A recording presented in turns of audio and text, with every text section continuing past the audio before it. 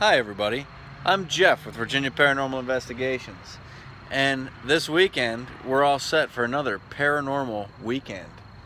And tonight we just finished up giving some ghost tours down here in Yorktown, Virginia. Ghost walks. That's right, and the shirts match, which is cool, yeah. right? Just like the VAPI shirts, they do match. And we're gonna go home and we're gonna sleep for about 3 hours and then get on the road first thing in the morning, 5 o'clock in the morning, up to a Paracon. Right. At the Exchange Hotel, which is haunted, in Gordonsville, Virginia. Right. And then off to an investigation in Richmond. Yes. So we'll keep you posted along the way. Hopefully we'll tell you about the investigation, but most importantly, we'll focus on the trip there. Yes.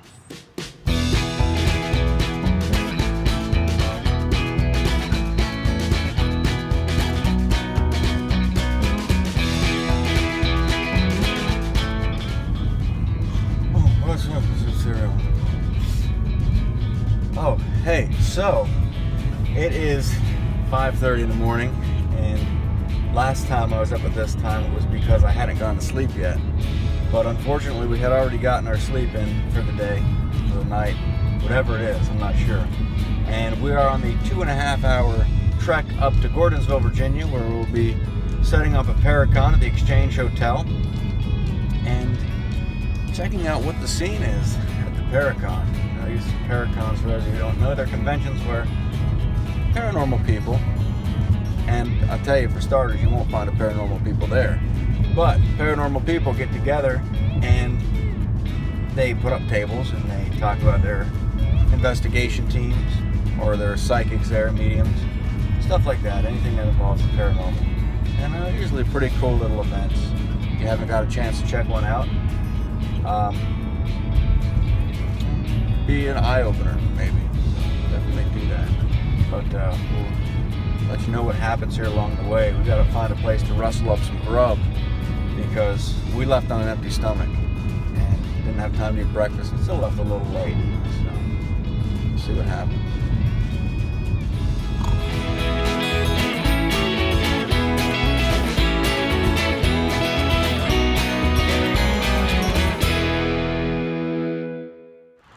So, breakfast time.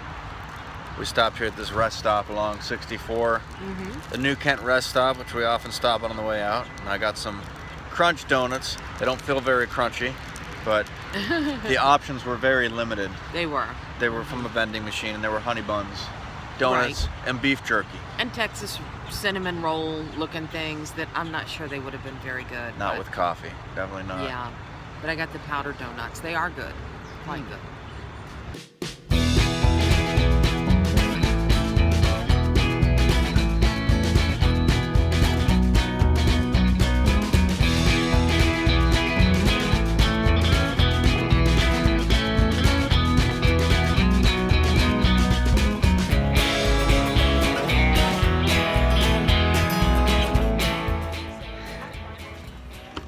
That's the Robo Buddy, and we made it here by 8:30 and set up by 8:30, which was good because that was the time that we had to be set up by. Okay. And it's a nice day. It's a nice day out here in Gordonsville. It is. It is. Probably going to get a little warmer. But Absolutely. Still going to be nice. Absolutely. Now, I had an opportunity to use the porta potty earlier, and Scary. I have to say I had to come up with an innovative way to open the door when I was in there. So here's the task with this. I gotta get my foot up to open this and push the door open. There we go.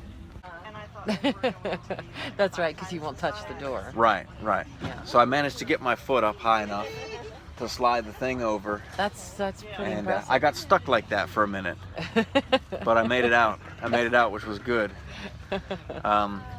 Another cool thing, we got a free pen Yes. with the Exchange Hotel on it, which is haunted. So The pen? the hotel, but Oh. maybe the pen too. You know, spiritual attachment to certain objects and stuff That's like true. that. So That's it could true. be. It could Yeah. be. So I have to say that we are sitting here on haunted ground. The grounds all the way around the Gordonsville Exchange Hotel are haunted in addition to the building itself. And when we were here for an investigation and got ready to pack up to leave, one of the investigators that was here got a little ways down the road, and I don't know whether she saw something or sensed something in her back seat of her car, and she realized that she was taking a spirit home with her. So of course she pulled over, jumped out of the car, said a couple prayers, and threw around some holy water or something, and evidently it disappeared after that. So she was able to get rid of it before she got evidently out of Orange County. Right, and not the kind of spirit that you pick up at Total Wine. Right. Double that up there. So, yeah, absolutely. That's great. Thank you. All right, so here we are with Pamela K. Kinney. Hi. And tell us a little bit about what you got going on here and some of your recent investigations, whatever you want to share with the folks at home. Okay. Well, right now we're doing Paracon at the Exchange. We're selling DVDs for Paranormal World Seekers, which you can see are up there. The dead don't stay dead forever in Paranormal World Seekers. And of course my books, and Carol's got her books, my lead investigator, Carol Smith. Hello. Hi, Carol. My husband, who is not here, he does the cameras. And then there of course, he is. He's over there. Oh, this is Pan over there he this is Bill and this is Stuart, our husbands. Hey, Bill. and then my co-producer, Mark Lane, isn't here today because he's making $1,000 doing a video for a customer. So Oh, he is nice. a filmmaker. So. Awesome. I can tell you the newest 2 videos, we're going back to Moose Lodge to redo it because I viewed it and he was in a hurry, and there's something. Moose Lodge in Chester, Virginia is really, at least for us, it went really haunted. Carol missed it, she was sick. Yeah. I had other investigators we had at the time are members till they are now moving away. And so they were there, but she was sick. But we had actually come on the night vision camera when I told them to come and do the lights, the flashlight. First you see a couple of them, and like he says, you could see them on the camera upstairs on a couple of them. Out of nowhere, it was like a mass stampede of orbs rushing toward the table. And the night vision camera was behind it. Oh, wow. A massive orb. That wasn't in the DVD. That should be in it. We've had the light go crazy flashlight he used. It's a cheap little flashlight, about $1. So there's no way in heck that could bring up as much light. It eventually brightened so bright it blinded everybody in the room. We had people there that paid for a charity with the Moose Lodge from other members of other parts of the state, and everybody was blinded. Oh, wow. So yeah, and we got names. We had done a walkthrough first a month before we did it, and we had got the name Red, and Red actually found out, people that got us into that place found out that Red actually was a member in the 60s, because another member there had been a member since the 60s when it first started, and he had passed away. And Red came back that night for the investigation.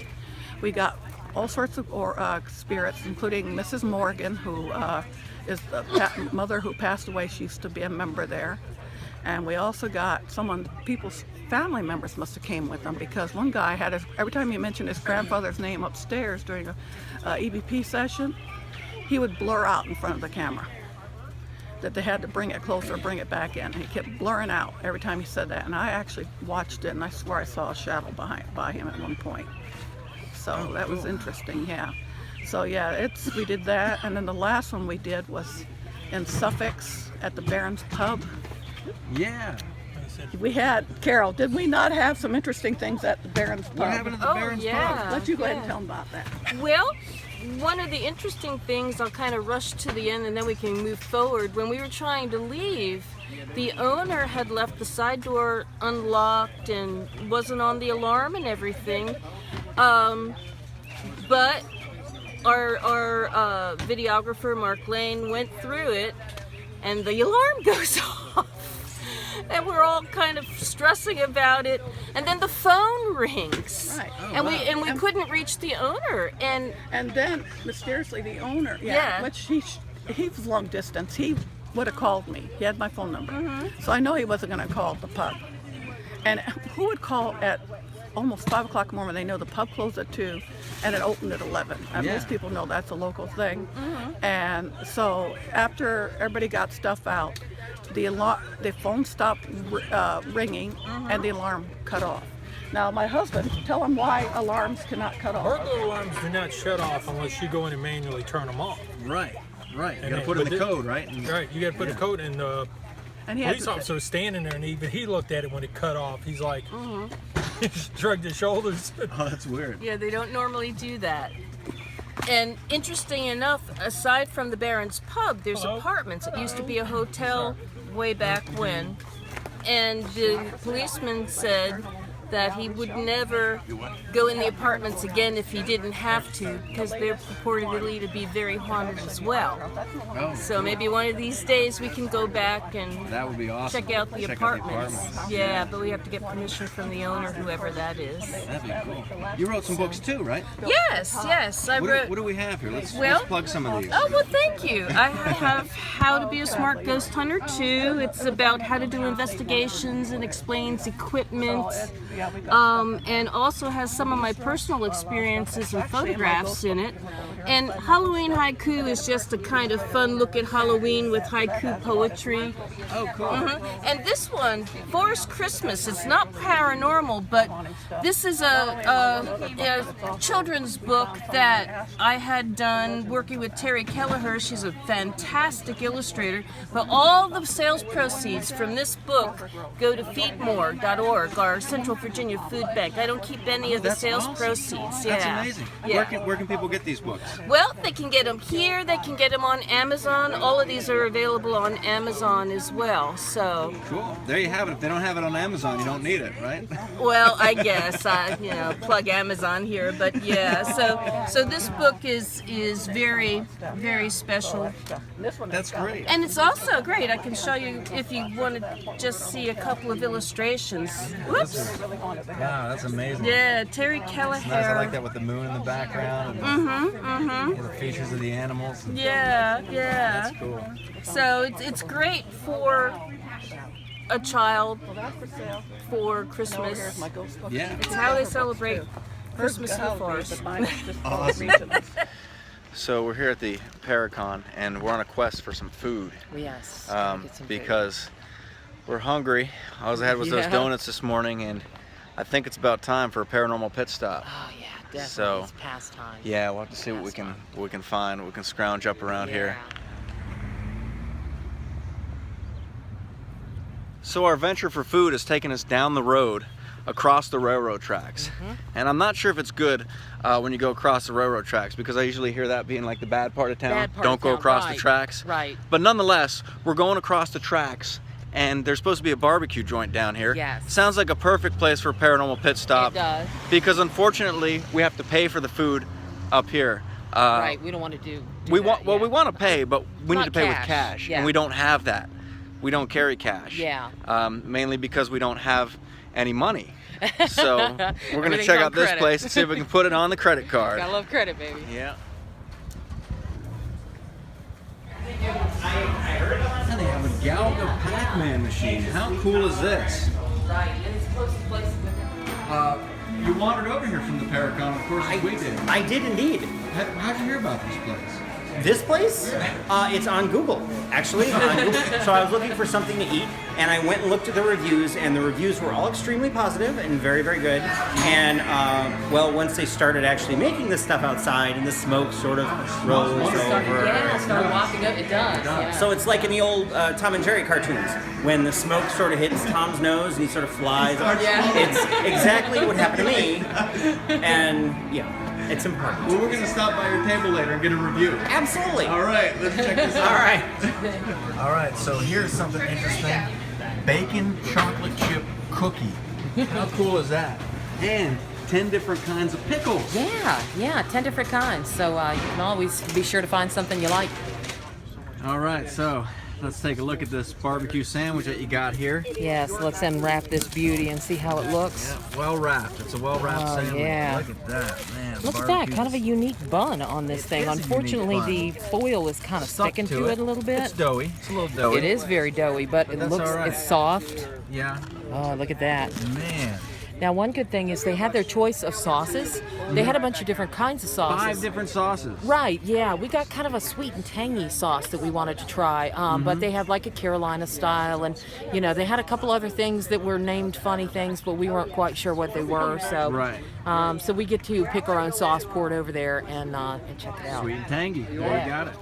So I got the barbecue sandwich as well, and I got the coleslaw on the barbecue sandwich, which is pretty good. They give you a yum. nice heaping portion there. Right. And I'm gonna take a bite of this. I got some pickles for it, and I got some of the sweet and tangy barbecue sauce as well, which I'm also eager to try. It's right here. So let's give this a bite and see what it's like.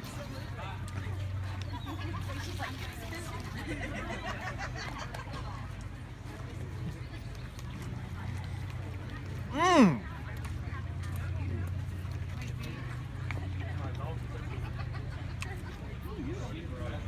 Mmm. That's some good barbecue.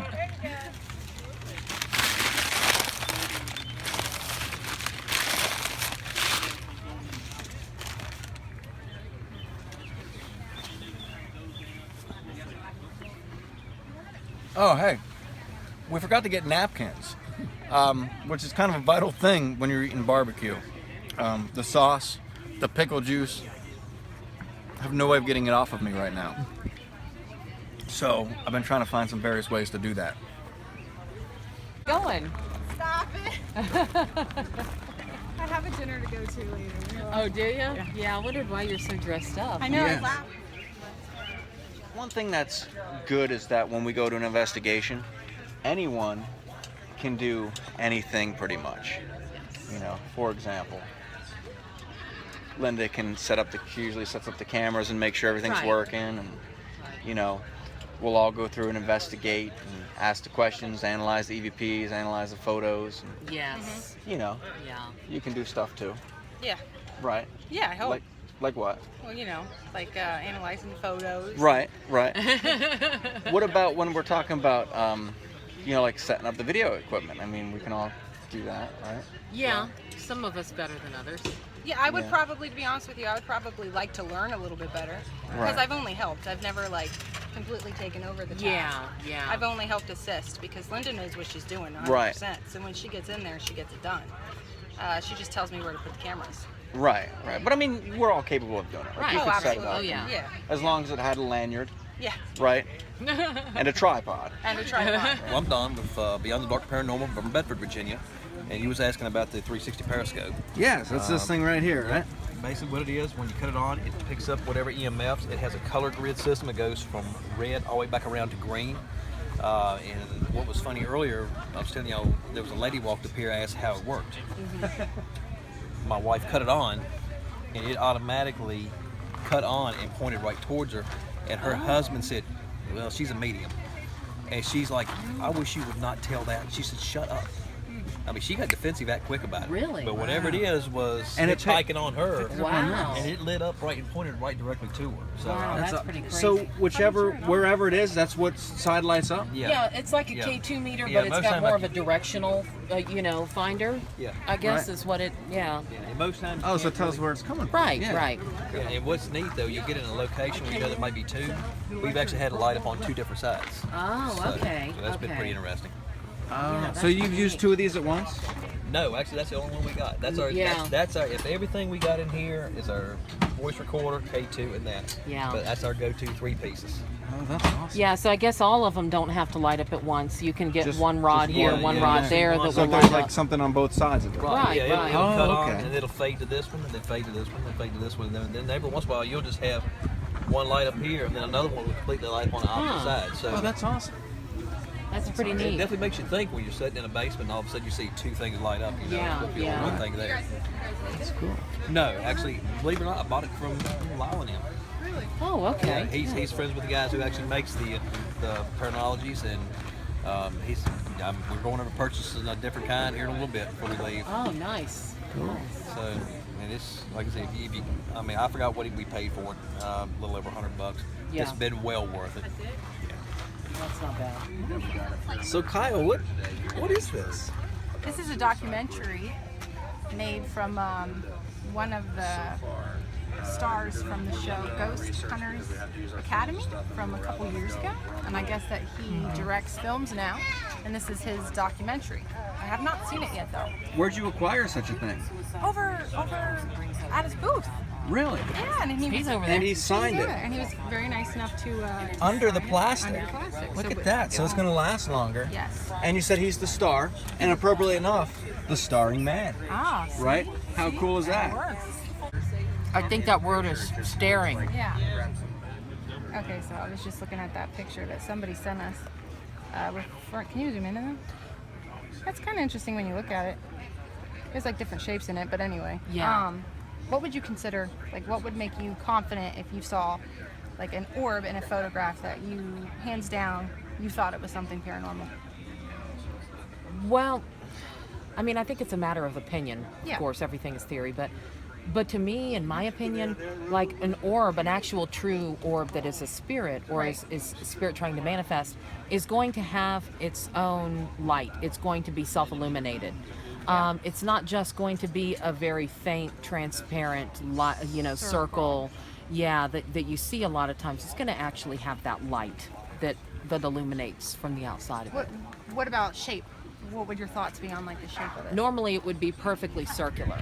Okay. The ones that have a slight flat side are usually dust or one of those other kind of things.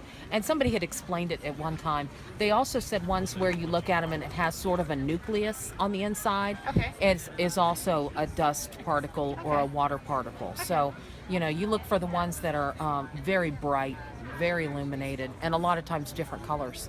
The Native Americans believe that the ones that are different colors are always spirits. At the risk of bringing up a conversation better reserved for the pub table, how do you appropriately respond to somebody? Now, we get pictures all the time where people are saying, sending pictures of orbs. Right. And pictures of things they see in the window. And a lot of times there's a natural explanation for it. Right. So without offending somebody or hurting somebody's feelings or pissing them off, how do you go about telling them that the orb is only dust? Or that what they're seeing in the window is just a reflection?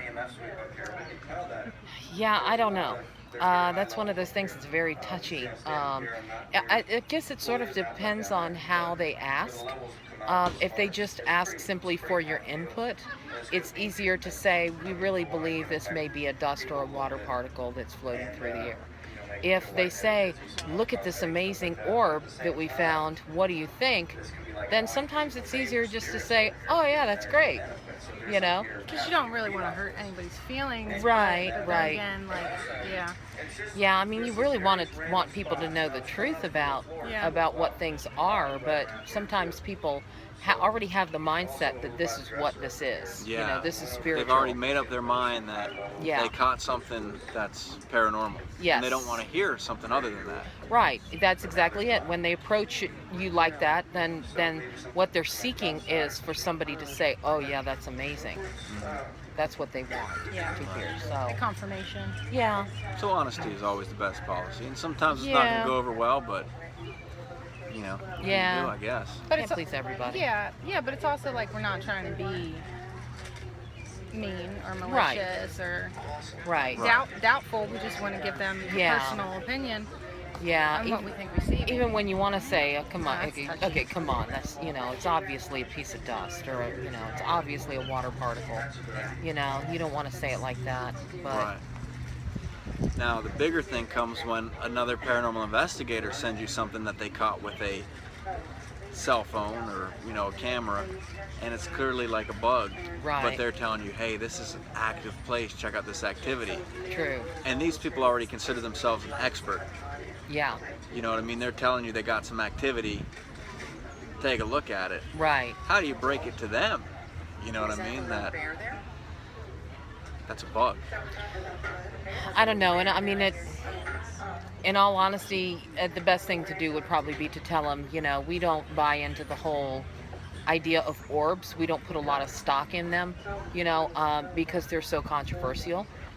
We're not sure really what you found here, but it is an interesting picture. Yeah, that's a good way to put it. Yeah. That's a good way to put it. Because I mean, The other thing you could say is, well, I think you've captured a fairy here. A fairy. I think what you've got is a fairy that, you know, a very rarely seen, you know, woodland fairy that has, you know, and emerged. Then the other people see your comments on his video and say, oh, well, Right. these people are obviously idiots too. Yeah. Yeah. Perhaps the best thing to say is just interesting. Yeah, that's true.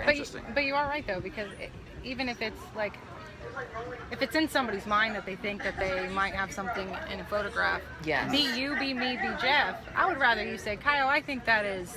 Right. Look at it maybe a slightly different, Yeah. because it's already in my mind. I see what I think I see. Yes. So, But some of these other people, you know, they're investigators, other teams and stuff like that. And Yeah. they, you know, have it set in their mind that, you know, hey, I'm an expert on this. I caught something paranormal. Take a look at it. Yeah. And you wonder, I mean, you can't really, you know, tread lightly. Yeah, and you know, maybe you could tell them, you know, it seems to be a very interesting photograph. You know, we don't have any photography experts on our team. We have a few people we consult with. Perhaps you could find a photography expert or somebody that is, you know, good at analyzing these things Right. to contact and ask them what they believe their, you know, what their opinion would be. I mean, Linda, I wouldn't consider myself an expert just because I don't think anybody's really an expert in anything. 'Cause Right. There's always something to learn. Yes. And something always changes. But what if I took a picture and it was a dog hair that I really thought it was an orb? Would you Right. tell me? I would Yeah, hope.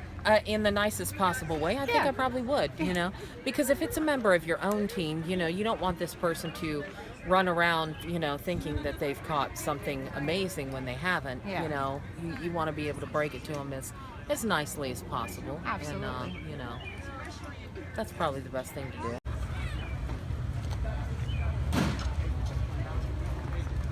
And here we are. It's approaching 5 o'clock. It is time. And it's about time for us to break down here. So Yes. it's been quite an interesting day. It has. But you know, you can tell the crowd is starting to thin out. There's not too many people walking through, except for some of the other paranormal investigation groups. So, you know, it's hot, we're tired, we're sticky, you know, we just don't feel like really being here anymore. So we're gonna cut out of here. Yep, that's right. It was a good experience. I wish maybe a couple other people came rather than just paranormal groups. Right. I would have liked to see just more, you know, normal residents of the town come through, but it was definitely entertaining. We got to meet a lot of people. Right. Well, we left the Paracon a couple hours ago, and we didn't have to be at the investigation. We don't have to be at the investigation till 8:30. So we stopped at a Walmart parking lot for a nap, and now we're doing something unique. We are going through a Sheetz drive-through. So we've never done this before. We always go in Sheetz. Just woke up though, a little tired. So conveniently enough, look at this. Thank you for choosing Sheetz drive-through. Please use the order point to place your order and let us know if you have any questions. Okay. Well, let's see. Let me move over a little bit closer. And they got a touch screen, just like inside. Isn't that neat? So, anything you can get inside from the made-to-order menu, you can get out here, including like gallons of milk and coffee, stuff like that. So we can go to the made-to-order food, and that's not the right one. So I do have to say, not a very pleasant experience so far at the Sheetz drive-thru, and it's for a couple reasons. For one, the touchscreen ordering. It didn't seem as easy to find the stuff as it was inside. I don't know if it was a different touchscreen or not, but every time I ordered something, I couldn't just order 2 drinks. I had to go through the whole menu, into the drinks, into the fountain drinks, into the type of drink, and order it, and then I couldn't just put 2. So I had to go, it took me right back to the beginning of the screen. I had to go to add item and then go back through it again to put another drink, which was kind of inconvenient. And I had to do that for every item. So it can get backed up when someone comes up behind you, because you can't just sit here and say, hey, I want a couple of, 2 popcorn chicken and 2 Cokes and fry. I can't do that. It's very inconvenient. Also, the screen wasn't as, I guess I should say, like touchable maybe as the screen's inside because I had to tap it a couple times to get it to work, and then it went into Spanish on me and I couldn't get out of Spanish back into English and understand. And furthermore, the guy that's in front of me right now has been sitting here since I pulled into the drive-thru, which was a little bit of time ago, so I don't know if I like this. So a little bit better of an experience once we got up to the window. The lady was really friendly, and the food looks really good. It takes about the same amount of time it does when you're inside, but if you take a look at this here, look at these boneless bites covered in buffalo sauce, and I gotta say, after waking up in a Walmart parking lot, there's nothing I'm more eager to do than to tear into some of these boneless bites. Oh man, oh, it's good. That's right. Oh, good stuff.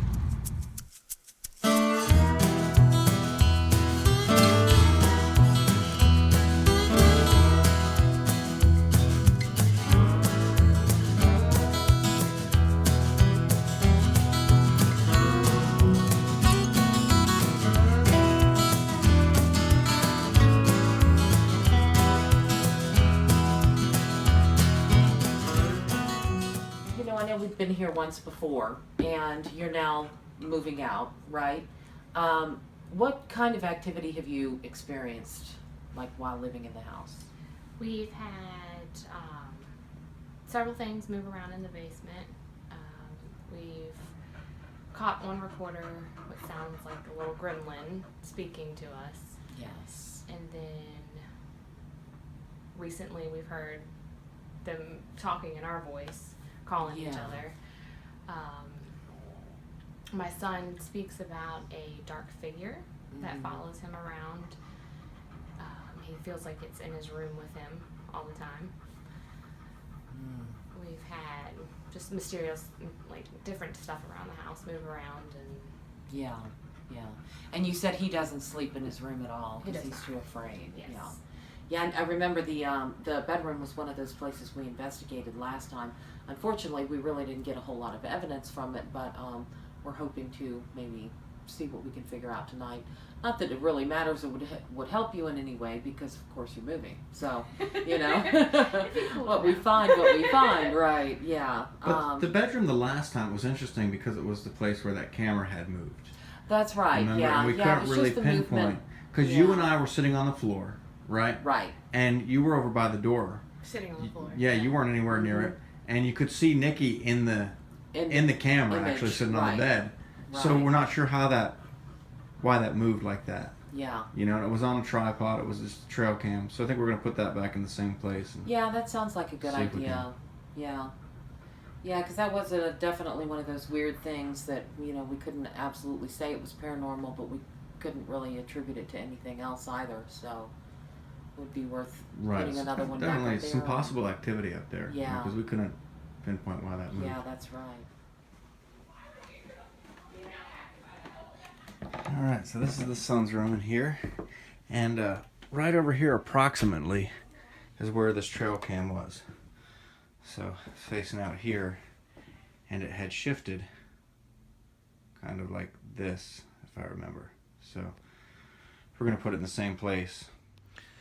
So what I'm going to do with this is I'm going to keep it pointing in the same direction, and I'm going to leave the swivel on it fairly loose, so that if it was an entity that moved it the last time, it'll have a fairly easy time moving it again. I was doing the CMF sweep of the living room here, the dining room area, this area, and as I walk down this line here, right, there's nothing. Okay, we're good. But as soon as I go to either side, wow, that's strange. Huh. it's like I found the one line in this room that does not have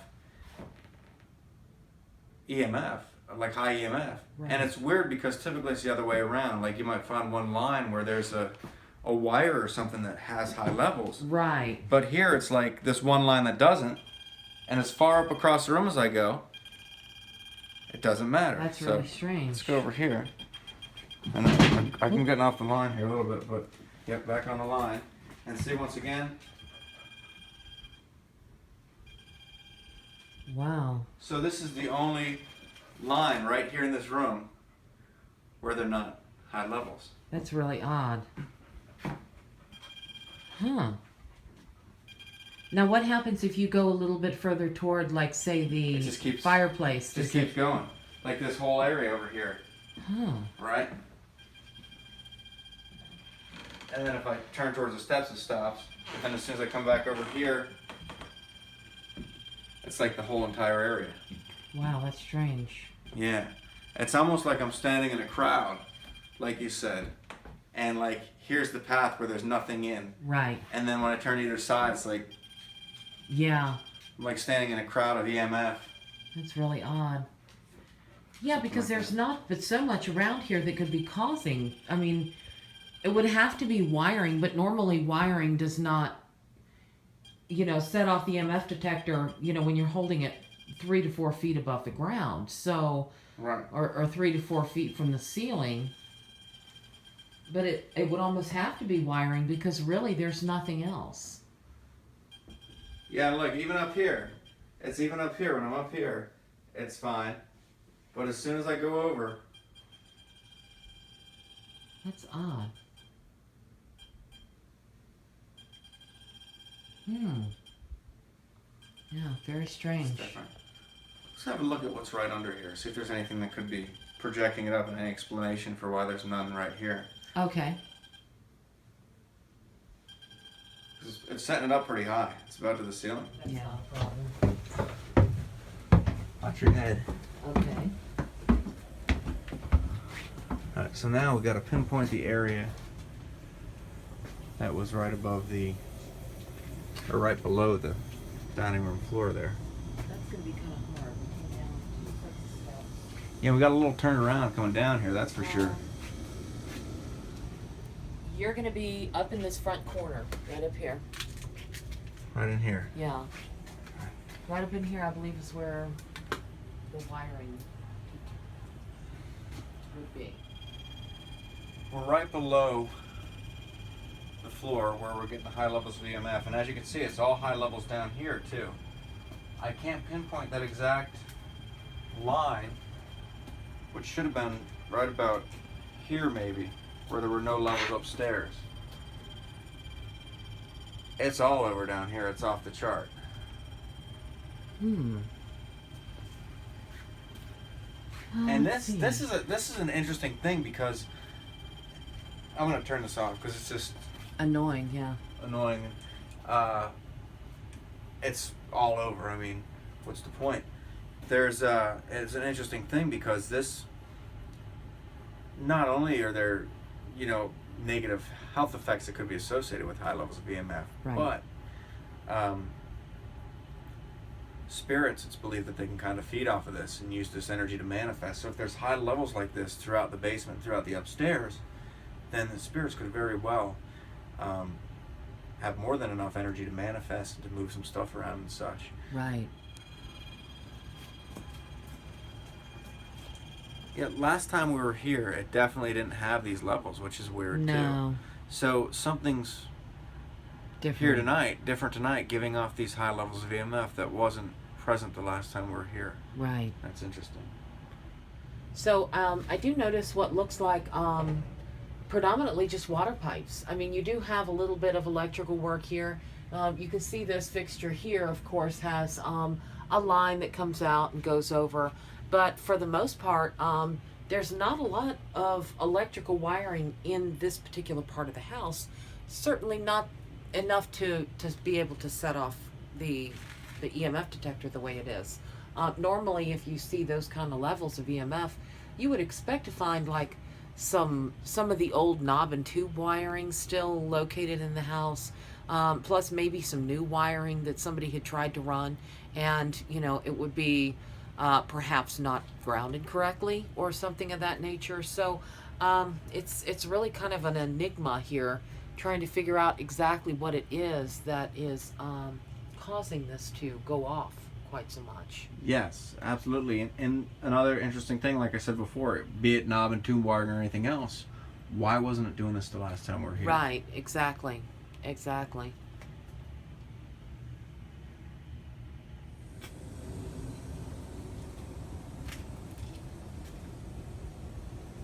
Anything in the pictures?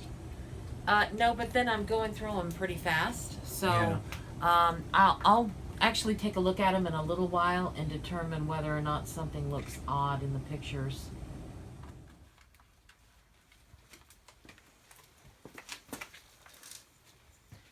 So, what we have here is the Robo Buddy.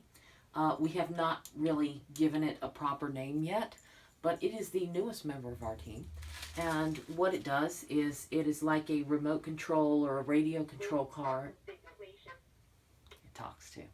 It's like a radio control car that has a surveillance system built in. And the cool thing about this is that you can drive this car around whatever location that you're in.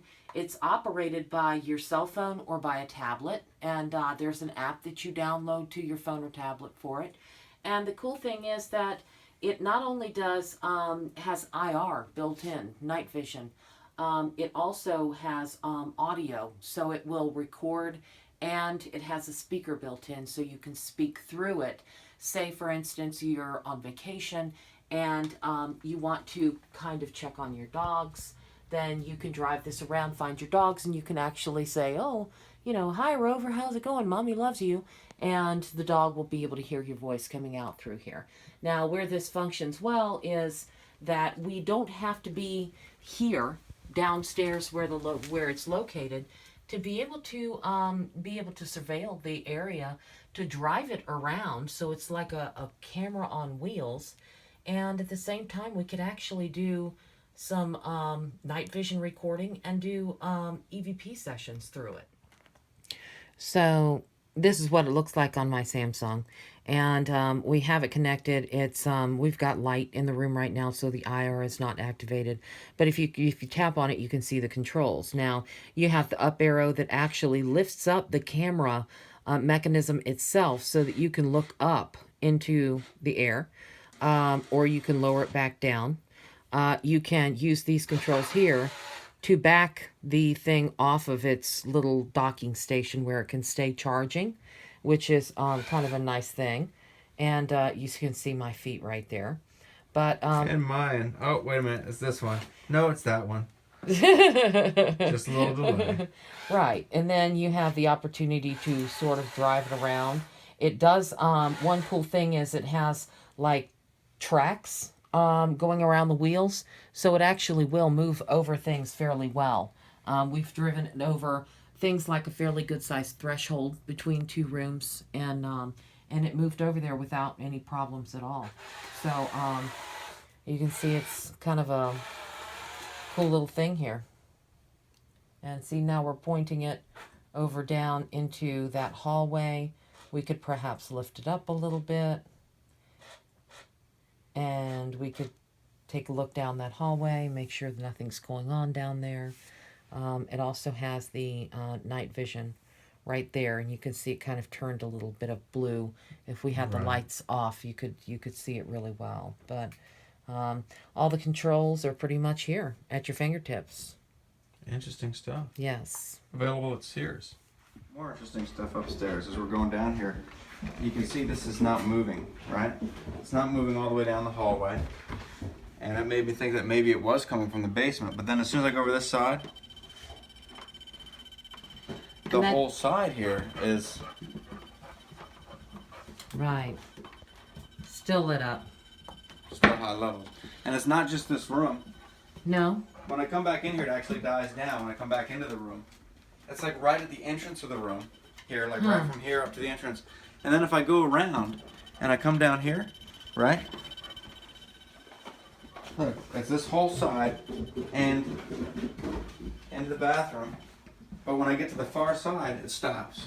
But then over here. That's odd. I'm sure the fixture up there sets it off, correct?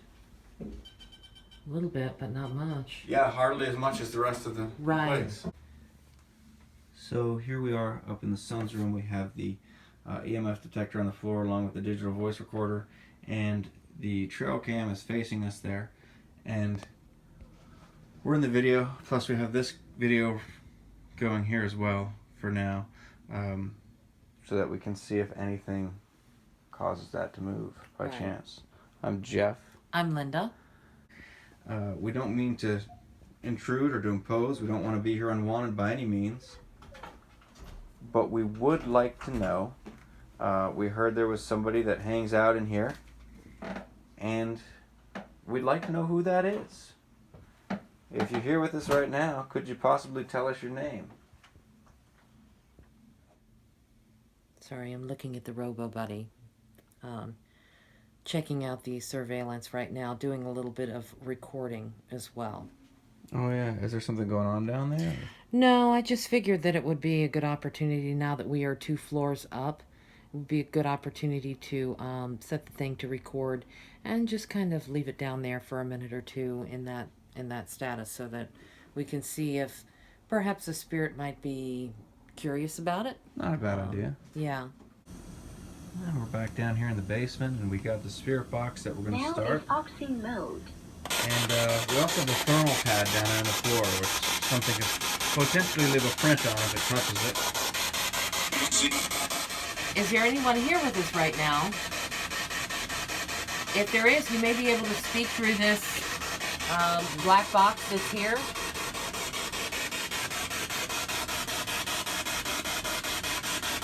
Can you try telling us your name? We'd love to be able to communicate with you. We don't mean you any harm. We're simply here to find out who you are and why you're still here in this home. Would you tell us your name? So nothing definite on the spirit box down here in the basement, and we're going to go up and try an EVP session up in the living room. See if we can pick up anything up there. We're not here to cause you any harm. We're not here to get rid of you. We simply want to know who you are and why you're here.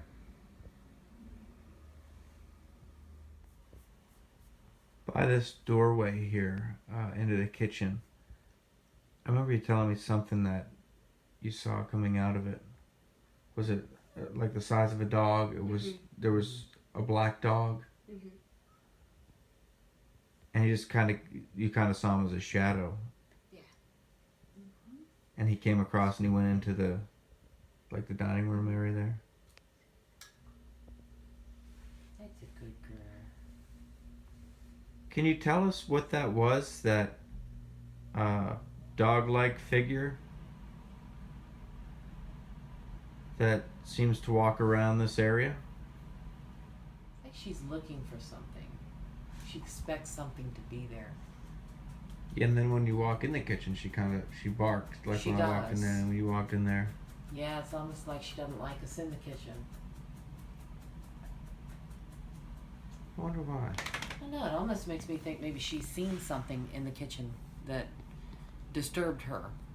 You know, so maybe when she sees people in the kitchen that are strangers, you know, people that are not part of the family, it kind of, you know, reignites that feeling again. Or maybe when the person's in there, the energy picks up. Could be. And that, I don't know, this could be a number of things, but...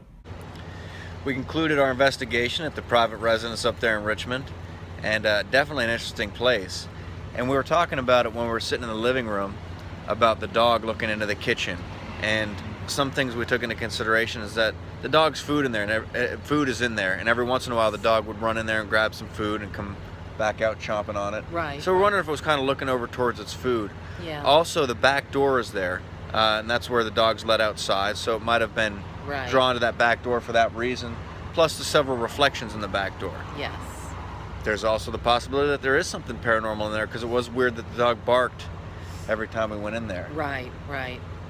So, but we did, we went upstairs and did another spirit box session, and at first glance we didn't pick anything up. Of course, when we review the EVPs and the pictures and the spirit box sessions and the video, if we do catch anything, we will put it on our website, vaparanormal.com, or on our Instagram at Virginia Paranormal. So we stopped at Pilot to get some coffee. Oh, and yeah. They do have some good coffee, do they not? They do, yeah. This is my favorite. Of all the places we end up going, I think Pilot House Coffee is probably my favorite. Yeah, it's some good stuff. It really is. It's always nice and hot. Yeah, I love that. piping hot, I dare say. Yeah. But what we're gonna do before we roll back Yorktown way, we're gonna take a drive through Malvern Hill, which isn't far from here, and these are some battlefields from the Civil War where some specters have been seen. Yeah. And we'll also tell you about the Ghost Lady of Glendale. Yes.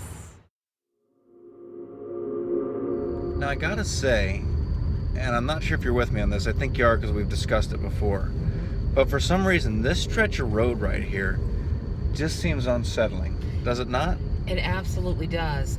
This is perhaps even more creepy than the battlefields themselves. There's a series of kind of back roads that lead you up to the battlefields, and from 64, Interstate 64. I think it's Route 600 that we're on, but I'm not 100% could be sure. Route 600, but the first part of Route 600 is particularly creepy for some reason. It's scary. Yeah. It's an unsettling feeling down this road.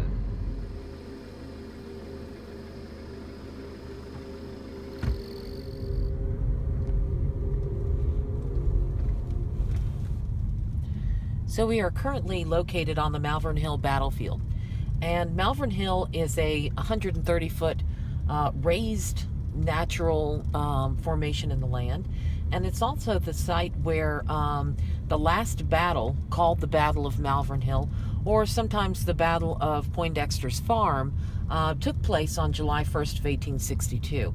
Now, this was the last battle of the 7 days battles that occurred here on the Virginia Peninsula, and sort of an interesting battle because it was a very short one. Evidently, it only lasted about 4 hours. It was between McClellan and his Union Army, and they were against Lee and his Confederates, and there were approximately 3,000 casualties on the Union side and about 5,650 on the Confederate side. And an interesting side note, McClellan was actually missing for the battle. He had gone on the ironclad USS Galena and had sailed down the James River to Harrison's Landing, where he was considering putting a base up there. And while it was actually a tactical victory for the Union Army, the McClellan was actually harshly criticized during his presidential campaign in 1864 for being missing on the day of the battle, while Lee in the Confederate newspapers was hailed as being the savior of Richmond because the actions that he took here prevented McClellan from going up and capturing Richmond.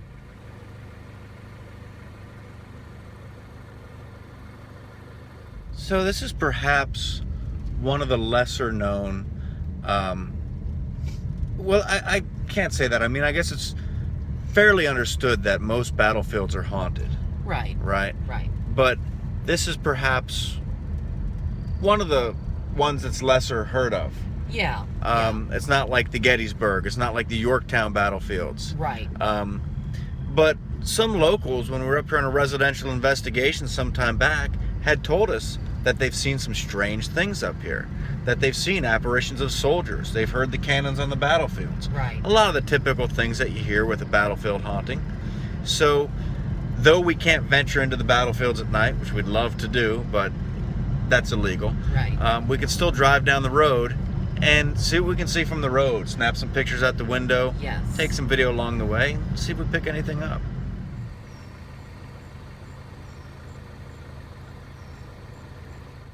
So right now we're parked outside of the Glendale National Cemetery. We pulled over on the side of the road there, and it's an interesting place because right in front of this gate we caught one of the most interesting pictures we believe we have. Definitely. Which appears to be an apparition. Right. And take a look at that picture. It's on our Instagram page at Virginia Paranormal. So we decided what we're going to do is just, while we're here, maybe start up the ParaTek app. Mm-hmm. Just to experiment. See what happens. Yeah. Gabrielle. That's interesting. Is there a woman that's here at the cemetery? Drive. That's interesting. Yes, it is. It's a little unsettling. Yapping.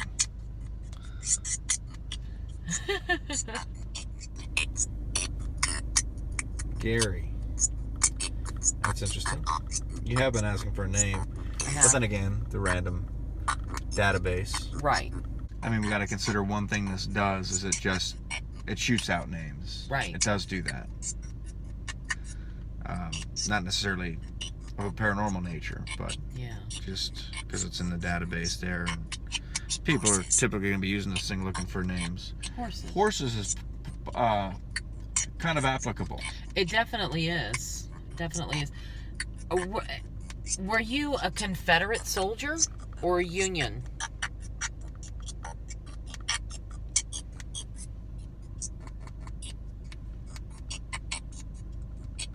Major. He was a major. Can you try to tell me on which side?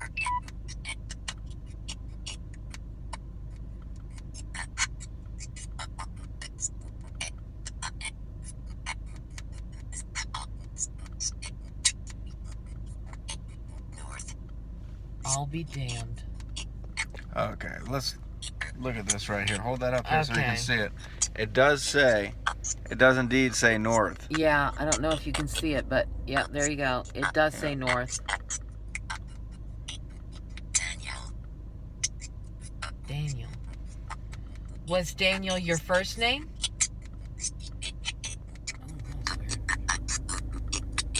If Daniel's your first name, can you tell me... Raid. Can you tell me your last name?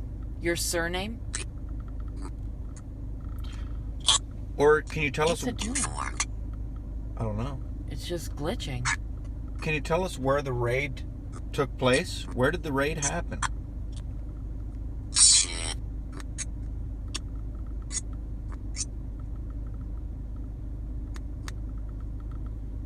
This thing is completely glitching. It's never done that before. Nana. That's a word that's never popped up before.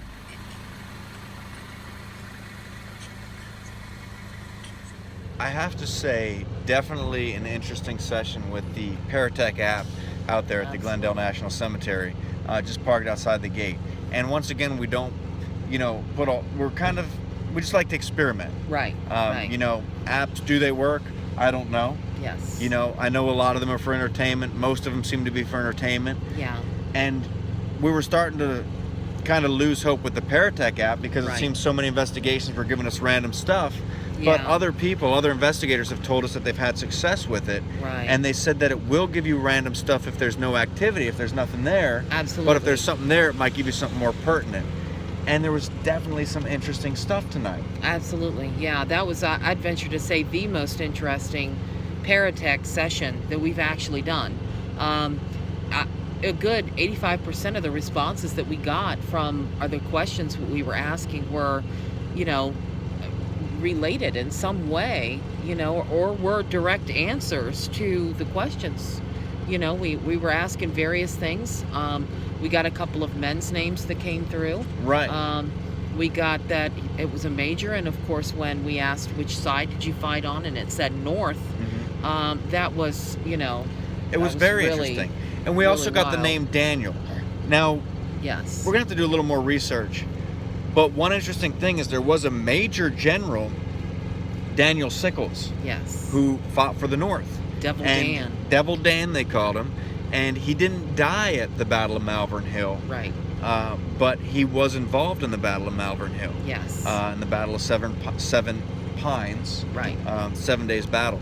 So he was involved in those movements there. Yes. And there were some 3,000 Union casualties this infantry battle that took place on those battlefields. Yeah. Now, even though he didn't die there could be a couple different explanations. Yes. And like I said, these are just possible theories, not definite. Right, It is possible that his spirit could return. Sometimes spirits return to a place where they have a strong emotional attachment. I don't know if he did or not, but being that he was involved in conflict there, he could have some kind of emotional attachment and a reason to return. Right. Another possibility is that we weren't talking to him directly, but someone who was in his brigade. Yes, the Excelsior Brigade, they called it. Right. Excelsior. And they may have been giving us his name. Right. Or it could be somebody completely different. Yes. It is a possibility. But it is interesting that we got North, we got Horses, Yes. we got Major. Yeah. And at one point it told us Drive, which Yeah, was kind of which- weird because a we little were sitting in the unsettling. car. Right. And it's like Drive, I don't know. It's a little unsettling. Yeah, like definitely. it's trying to tell us it wants us to leave or something, yeah. Right. But interesting adventures this weekend as we ventured off for another weekend of the paranormal, another episode of Gas, Grub, and Ghosts. Right. And gave you a window into the life of a ghost hunter. Yes. Paracon was interesting. We got to talk to some interesting people. We definitely did. Our friend Pamela Kinney was there, and we got to talk to her. And definitely check out some of her books because she wrote a lot of books about haunted Virginia, Right. which was cool. We got to chat with the Tennessee Wraith Chasers for a little bit. We did, which was cool. We got a group picture taken with them. Yeah. And we got to talk to some other paranormal investigators and do some interviews throughout, and interesting investigation afterwards. Right, yeah, definitely interesting. One we had been to once before, but it's still interesting to be able to go back and see what else we can pick up Absolutely. before she moves. So Absolutely. So we're heading on back and closing out our weekend here. Yes. So thanks for joining us. Until next time, I'm Jeff. And I'm Linda.